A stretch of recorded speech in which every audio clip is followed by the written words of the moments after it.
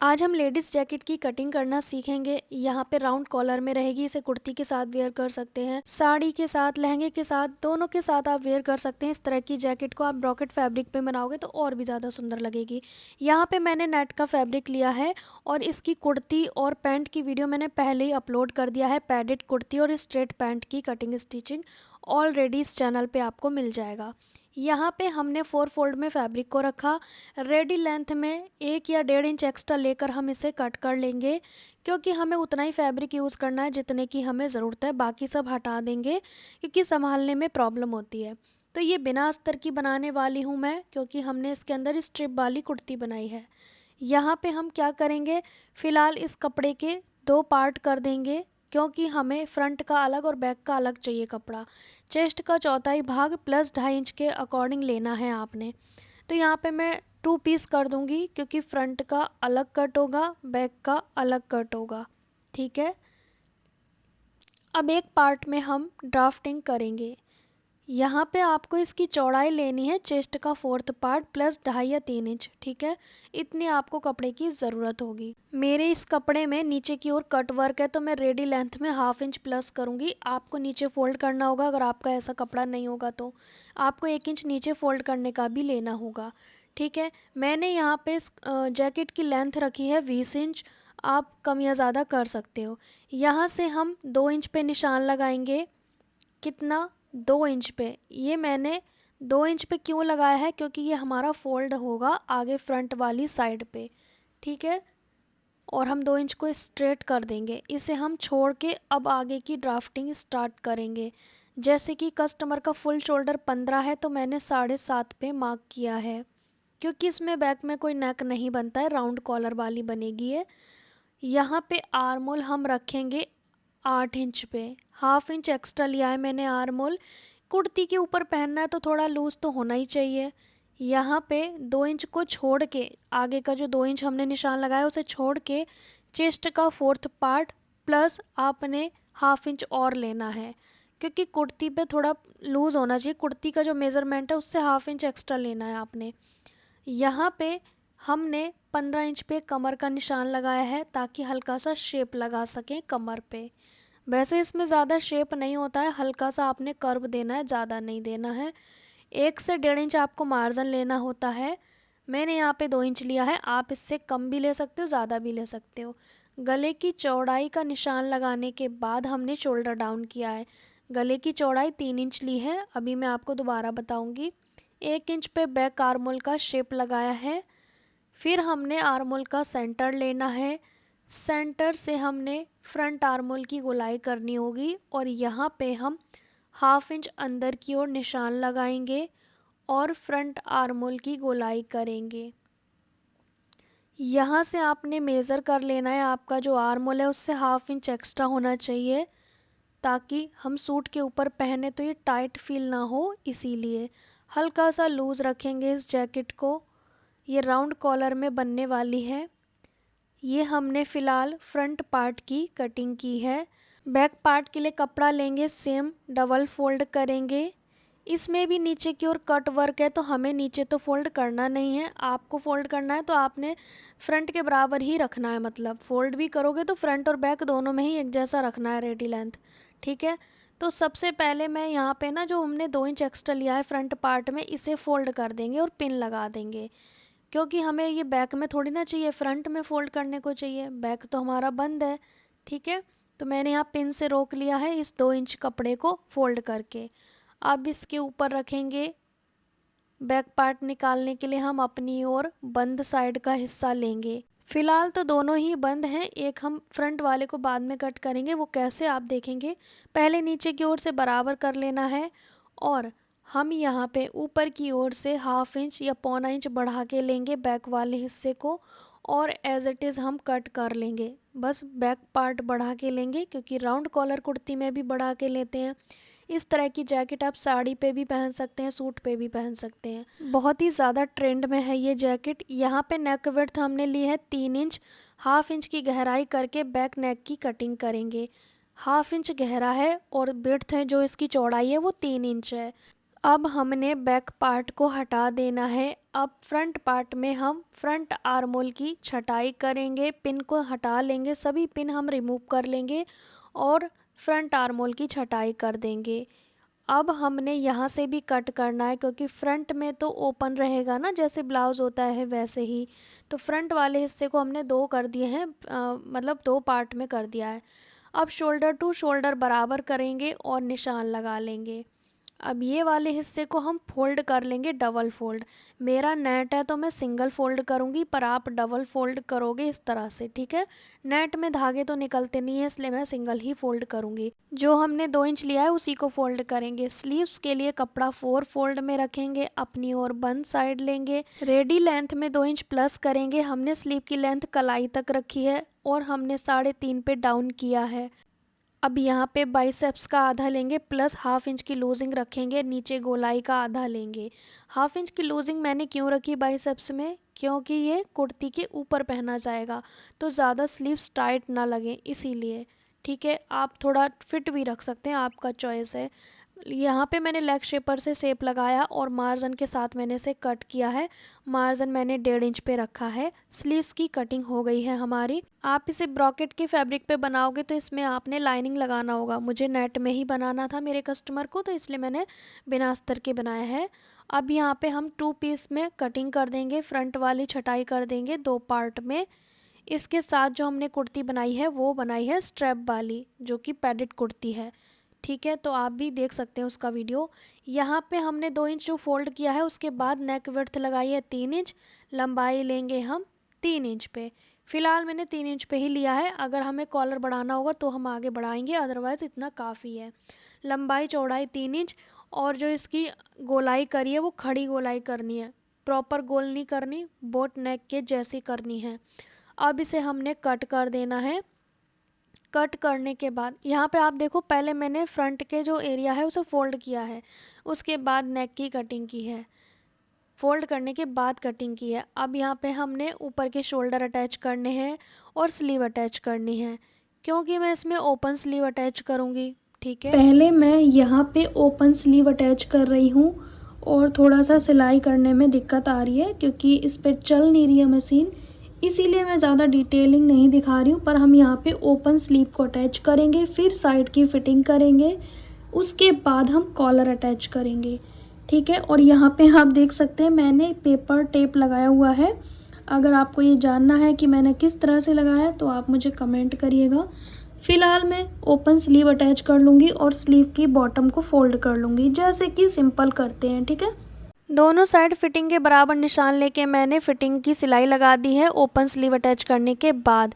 नीचे से स्लीव को फोल्ड कर लिया। अब हमने कॉलर अटैच करना है, बहुत आसान है, आप इसे 20-25 मिनट में बना सकते हैं इस तरह की जैकेट। अब यहाँ से हमने फ़ोल्ड किया, इसे सेंटर से डबल फोल्ड किया। अब कॉलर का मेज़रमेंट करेंगे, तो इस तरह से आपने राउंड कॉलर की मेज़रमेंट करनी है, ठीक है।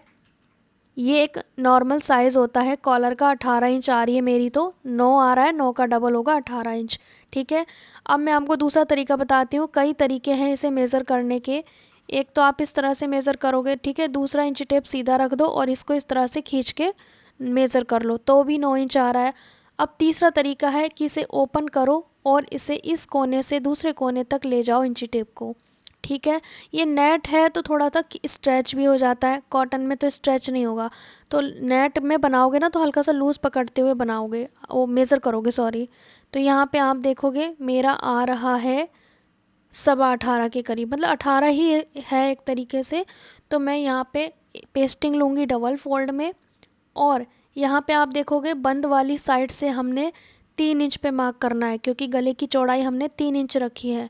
उसके बाद जो हमारा कॉलर आया है 9, तो हम 8 पे मार्क करेंगे और स्ट्रेट मार्क कर देंगे इस तरह से, क्योंकि हमारा कॉलर आया था 9 तो हमने 8 पे मार्क किया और इस तरह से गोलाई कर दी।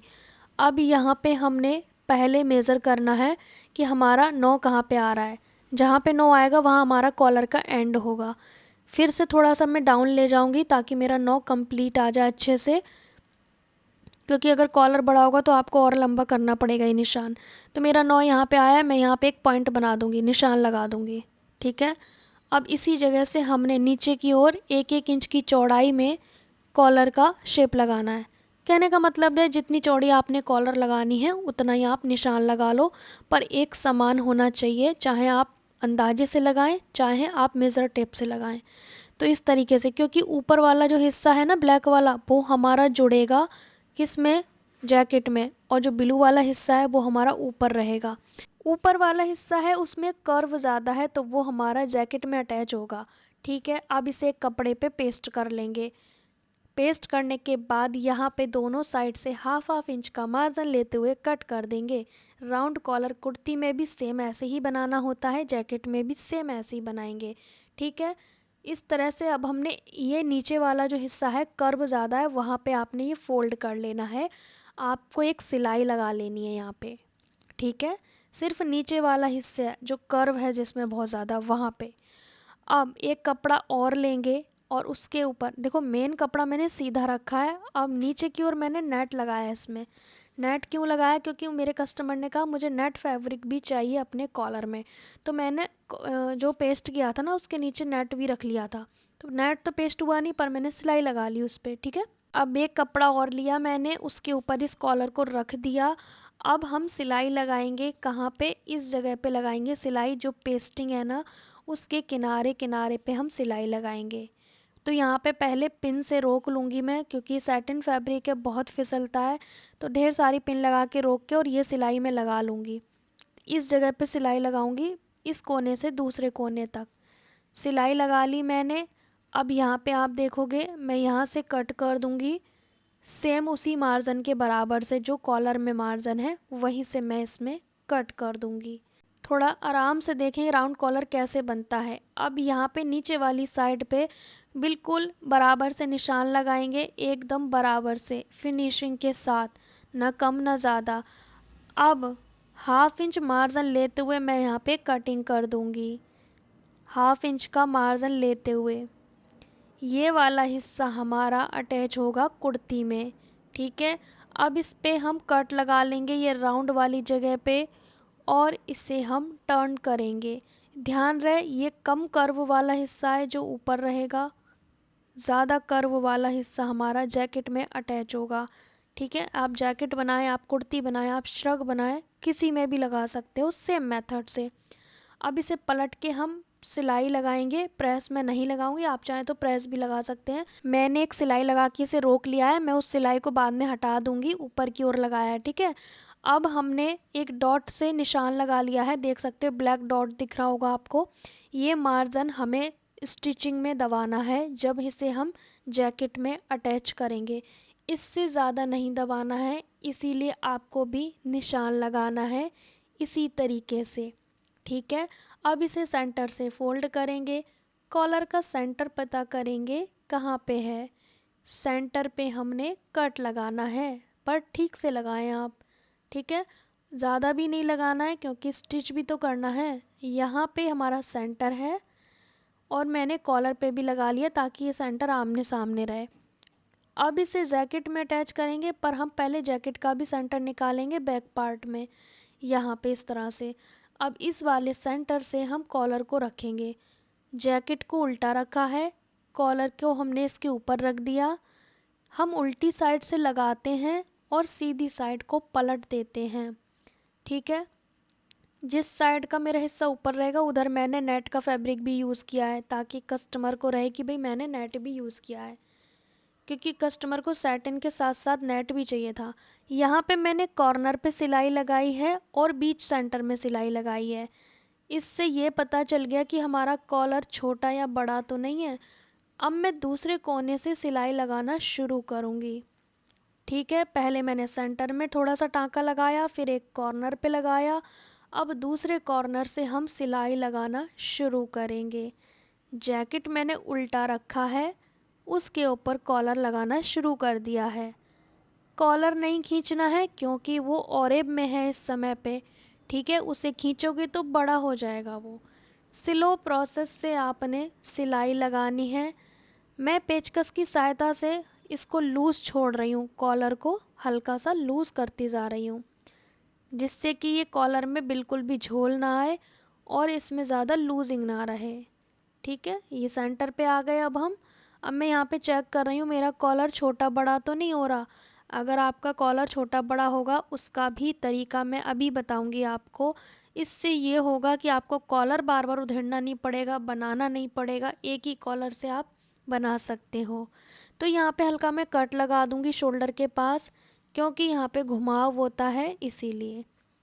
यहाँ पे मेरा कॉलर बिल्कुल भी ना छोटा पड़ा ना बड़ा पड़ा। पर आपके साथ अगर ऐसा हो तो मैं आपको ट्रिक बता रही हूँ, ठीक है? इस ट्रिक को ज़रूर अपनाएं। अगर आपका कॉलर बड़ा हो रहा है और ये नेक छोटा पड़ रहा है तो आपने क्या करना है, यहाँ से थोड़ा तिरछा कट कर देना है नेक को, ठीक है? जब आपका ये कॉलर बड़ा हो और नेक छोटा हो, नेक को हम बढ़ा सकते हैं कट करके। और यदि आपका कॉलर छोटा हो रहा है, नेक बड़ा हो रहा है, तो आपने यहाँ पे जो फैब्रिक रखते हो उसको थोड़ा सा कॉलर को हम बढ़ा सकते हैं, ठीक है? बहुत, लेकिन बहुत कम बढ़ा सकते हैं। इसीलिए नेक आप पहले छोटा कट करें, नेक तो बड़ा हो जाएगा, ठीक है? और एक चीज़ और कर सकते हो, यहाँ से आप शोल्डर दबा सकते हो तो थोड़ा नेक छोटा हो जाएगा, उससे आपका कॉलर एडजस्ट हो जाएगा। तो बेटर है कि पहले से ही छोटा नेक कट करो, थोड़ा बहुत हमें बड़ा करना पड़ेगा तो यहाँ से तिरछा कट करके हो जाएगा, फिर आपका कॉलर कम ज़्यादा हो सकता है, ठीक है? और कॉलर को छोटा करना चाहते हो तो यहाँ से कॉलर को उल्टा करो और सिलाई लगा दो थोड़ी सी छोटी करके शेप में, फिर भी आपका ये एडजस्ट हो जाएगा। तो आपको पूरा नया कॉलर बनाने की कोई नीड नहीं होगी, ठीक है? तो इस तरह से आप कर सकते हो कॉलर को छोटा बड़ा, ठीक है? इस तरह से हम इस कॉलर को कंप्लीट करेंगे। कोने अच्छे से बनाने हैं। अब इसमें हमने बराबर मार्जिन दबाया है कि नहीं वो चेक करना है आपने इस तरीके से, क्योंकि कम ज़्यादा नहीं होना चाहिए।